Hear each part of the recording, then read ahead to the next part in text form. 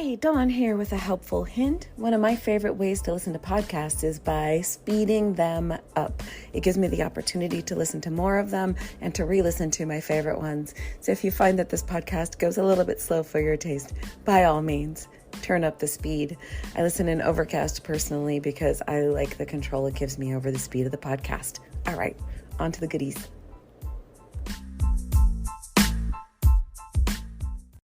Hello, beautiful humans, and welcome to the Mental Wellness Wake-Up Show, a weekly podcast where growth-minded, creative people come to learn best practices from both spirituality and psychology that create lasting well-being.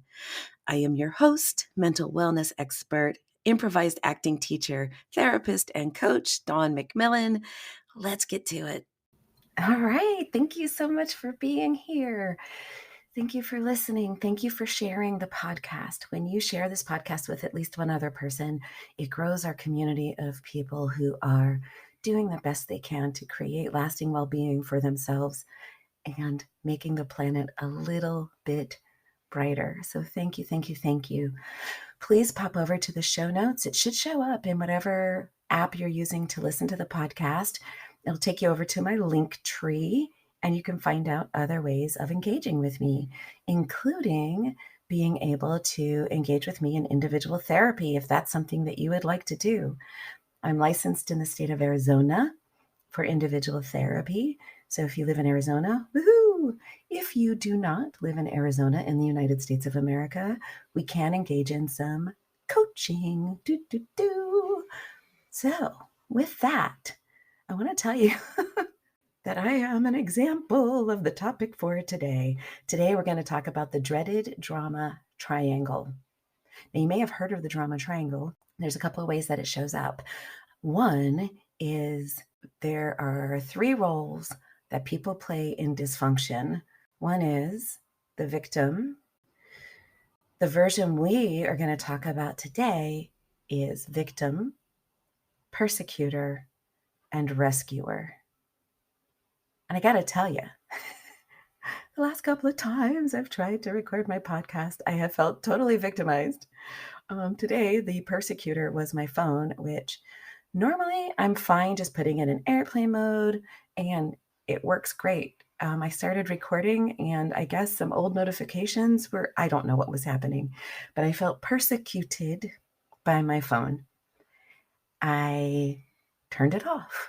So I guess in that case, I'm the victim, the phone was the persecutor, and I'm my own rescuer. That's a terrible example. We're going to have better ones. So for today's episode, I'm borrowing very heavily from a guy named David Emerald. He has a classic book called The Power of Ted, The Empowerment Dynamic. It's not a perfect book. Nothing is. But he does do a very good job of not only describing the drama triangle, but also proposing an alternative. So let's talk about why we're calling this a drama triangle. It's called a drama triangle because it creates drama. When you have a situation where you have an identified victim, an identified persecutor, and a rescuer, this does not create peace. This does not create harmony. This does not create a relationship that works for all parties.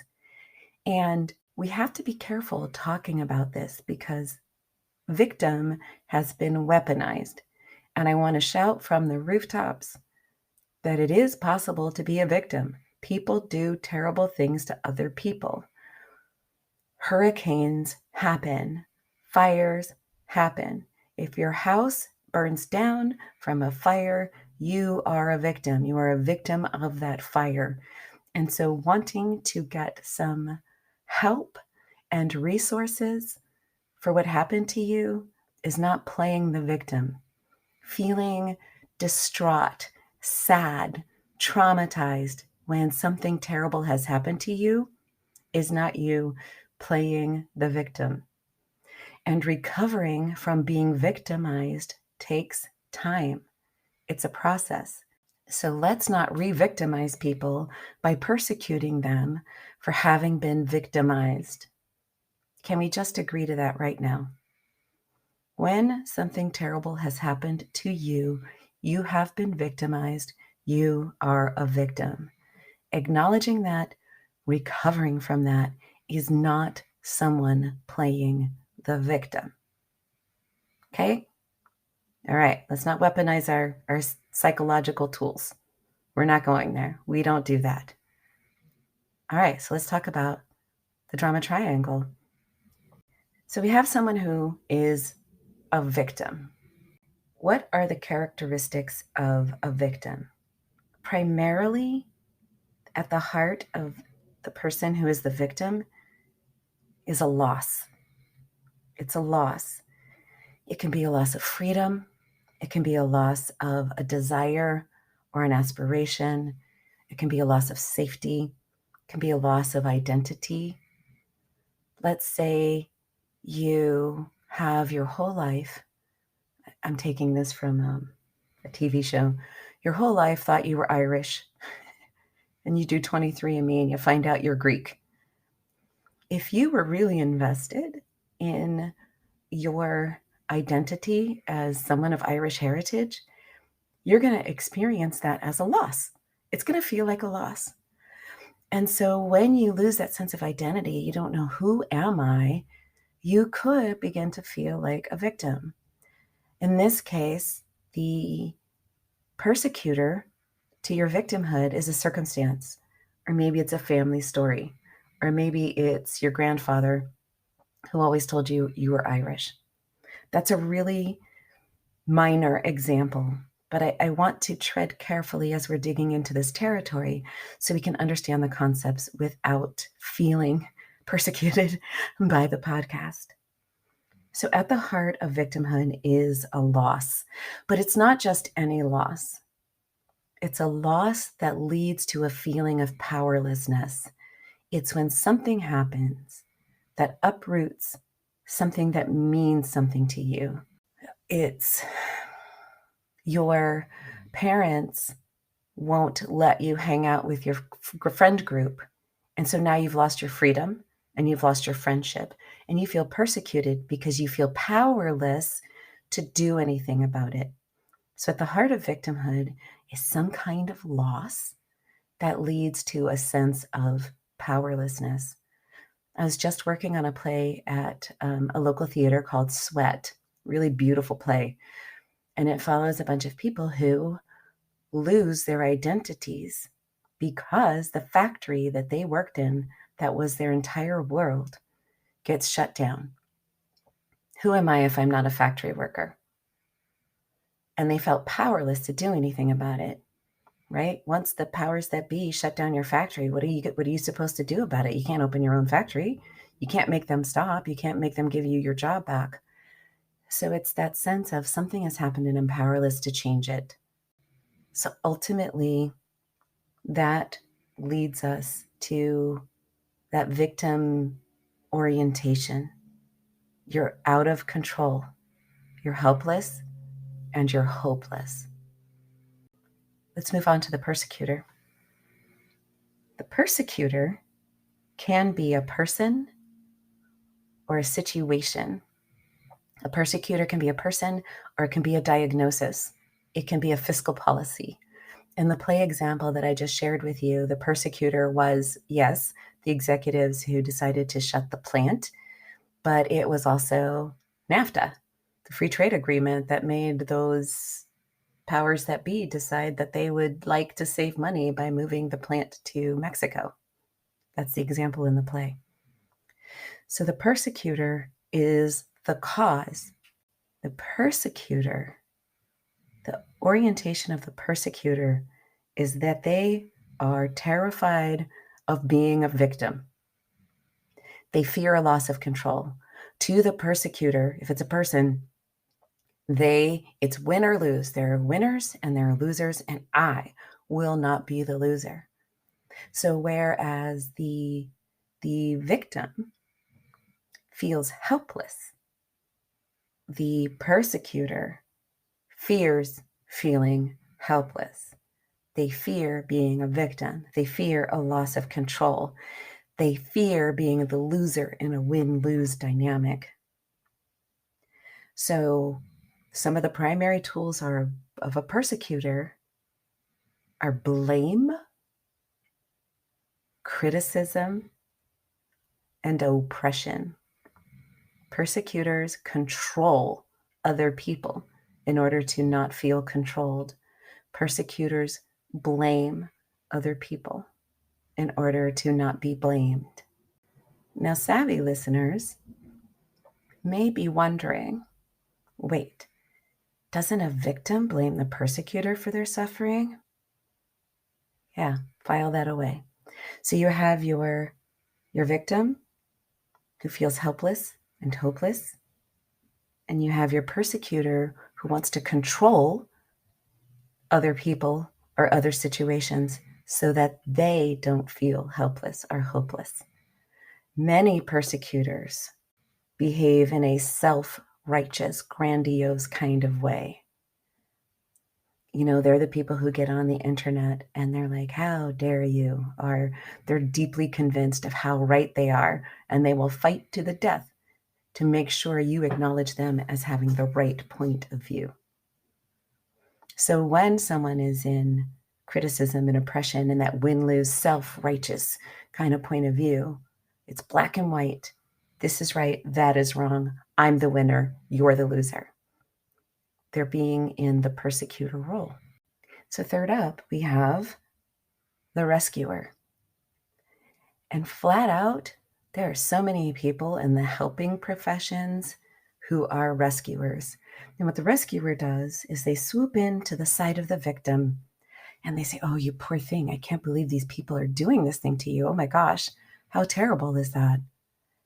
And the rescuer can be a person, but sometimes it's a situation or a behavior or a substance. A rescuer, when it's not a person, is anything that helps the victim numb out. The victim doesn't want to feel like a victim, and the rescuer comes and helps that person numb out. It can be your Instagram feed, it can be your porn, it can be your alcohol, it can be your pot, it can be your shopping, it can be your overworking, right? If you're a victim and you feel helpless and hopeless, you just want to numb out by, taking extra shifts at the hospital so you don't have time to think. That's the rescuer. Anything that helps you numb out. When the rescuer is a person, the rescuer is motivated by a fear of being irrelevant. The rescuer needs the victim in order to feel good about themselves. They need to feel helpful. The rescuer feels a loss of purpose. I define myself as someone who is helpful. So if you define yourself as someone who is helpful, then you need someone to need your help. If you define yourself as a problem solver, then you need people with problems. So the rescuer comes along and helps the victim. They help the victim. They listen to the victim. They help say, yeah, that persecutor is a POS, a piece of poop. And you have that dynamic continues. Victim, rescuer, and persecutor. All of these parts are motivated by a kind of fear. The victim is motivated by the fear that things can never change, that they don't have the power to change whatever has happened or is happening to them. The persecutor fears being a victim, fears being out of control, fears being helpless.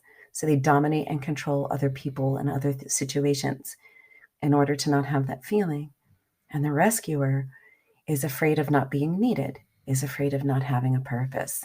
So the reason why this triangle creates so much drama is because it is based on fear. The other part is that it's this movable little mobile. In this triangle, no one has to stay in the same role. You may have already heard a hint about how the victim can be the persecutor. So if I'm in a relationship with you and I feel like you're not giving me what I need, You're my persecutor. I keep asking you for something and you keep not giving it to me. So you're persecuting me. So what do I do in response? I stonewall you. I just stop talking to you. You're not giving me what I need. So I'm going to give you the silent treatment. Well, now you feel like a victim, right? I am persecuting you by giving you the silent treatment. And so now you're a victim and you're blaming me. Like, she's the one that's causing the problem. I'm just over here trying to do the best I can. And she's giving me the silent treatment. And I'm over here like, I'm doing the best I can. And, he's over here not getting me my needs met. And so what we have is this movable feast of victim and persecutor. That one's obvious. But sometimes the rescuer actually becomes the persecutor. So I'm feeling like a victim. My partner isn't meeting my needs, right? I have needs, they're not meeting them. And along comes this other person who pays attention to me, who makes me feel important, who makes me feel like I'm deserving of things I'm not getting. So we start having an affair. Great. I have my rescuer. I have been saved from my horrible marriage. Well, what happens when my rescuer starts making demands? No, I want you to spend Christmas with me. It's an important holiday. Just leave your spouse. Come spend Christmas with me. Well, now you're my persecutor, right? Now you're making demands on me that I just really am not ready to meet. So I start to blame you and criticize you for trying to control me and keep me from doing things at my own pace. So now the rescuer is my persecutor. And now the rescuer feels like the victim. And I'm the persecutor to my rescuer. And meanwhile, the other persecutor is the victim because I'm having an affair. So you can see how these parts get deeply, deeply entangled and messed up. And one of the ways that it gets messed up is someone will change roles and the other people don't acknowledge it. So I'm still trying to be your rescuer and you're treating me like a persecutor, and I get all confused and I get a victim, and now I need to go play video games 12 hours a day to numb out because of my victim feelings. Ugh, right? Oh, it's kind of gross. Does that also sound kind of familiar? And if you think you have not ever played any of those three roles, you have. You have. I want you to think about any time you've been a victim. And you know how you know you've been a victim? In this context, not when something has happened to you. When you've complained about someone else. When you've complained about someone else and you complain about them because it's a situation you can't do anything about. My boss sucks. She does this to me. She does that to me. She's this way. She's that way. Blame-ity, blame-ity, blame-ity, blame-ity, blame. What are you doing about it? Well, there's nothing I can do about it. Right? That's a victim point of view. How do you know you're a persecutor? If you're fighting to be right, you're in persecutor mode. You're in persecutor mode. If you're like self-righteous, like, no, this is how things are. And I'm going to keep going until you agree with me or until you admit that you're wrong. You're in persecutor when you can try to control someone else. I hear you. Wait. I have to control my 13-year-old child. I'm responsible for them. I have to make sure that they're safe. Okay. There are certain situations where you have to make decisions. You slip into persecutor mode when you are using blame, when you are using criticism, when you are operating from, I'm going to win and you're going to lose and you're going to do what I tell you what to do. You're in rescuer mode when you're like, oh, poor baby, how could this thing happen to you? Come over here, let me help you. You're in rescuer mode. Am I telling you not to take your friend's side when they come and complain to you about their boss? No, that's your job as a friend. That is your job as a friend. You're like, oh yeah, let's go beat her up. Don't really do that. You're joking, right? Okay.